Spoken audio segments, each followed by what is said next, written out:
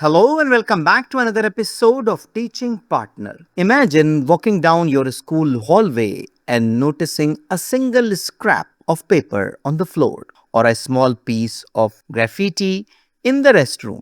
It seems minor, right? You might think your time is better spent on bigger issues like curriculum or major disciplinary incidents. However, a concept known as the broken windows theory suggests that these small, unintended signs of disorder are actually powerful signals that can transform your entire school culture. Originally introduced by social scientists James Wilson and George Calling in 1982. The theory argues that if a broken window in a building is left unrepaired, it sends a message that no one cares. Soon more windows are broken, disorder increases, and eventually more serious problems begin to take root. In an educational setting, broken windows are not always physical. They are metaphors for any visible sign of disorder that goes ignored. This could be students consistently ignoring a dress code, teachers allowing offensive language to slide, or even something as subtle as disorganized work pages in a classroom. When we overlook these small things, we unintentionally lower the communal barriers of civility. Students and staff quickly sniff out those inconsistencies between what we say we value and what we actually tolerate. If students see that basic rules are not enforced, they may push boundaries further, making disruptive behavior the new normal and causing once compliant students to disengage or mirror the disorder. Let's look at real life examples of how this plays out. Consider school restrooms. If graffiti is left on the walls for weeks, it signals to the student's body that the environment is not respected or monitored. This often leads to an increase in vandalism and a general decline in students' pride. Conversely, when principals and staff take the lead, perhaps even carrying a bit of sandpaper or cleaner to address marks immediately, it sends an undeniable message of care.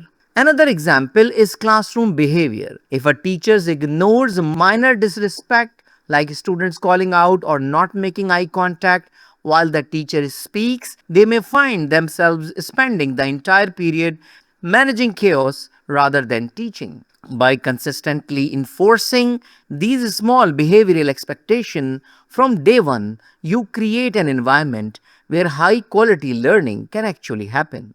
As a leader, the most important question you can ask yourself every day is: am I the broken window?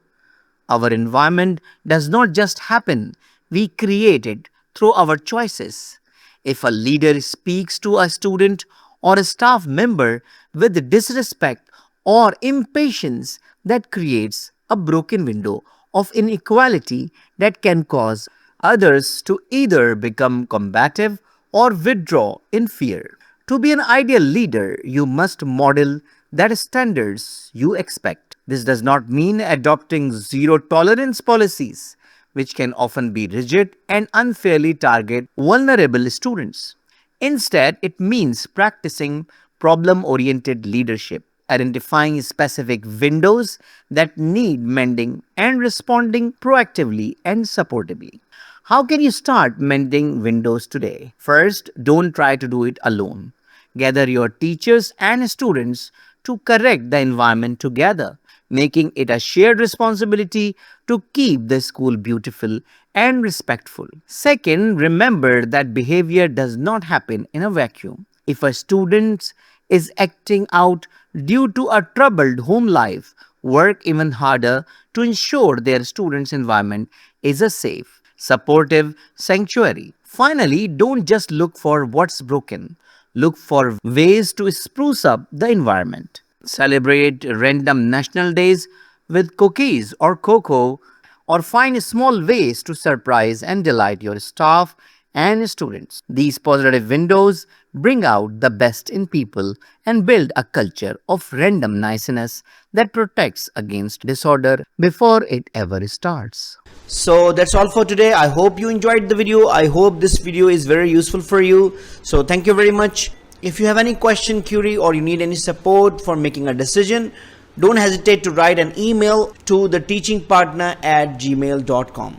Thank you very much and see you in the next video. Goodbye.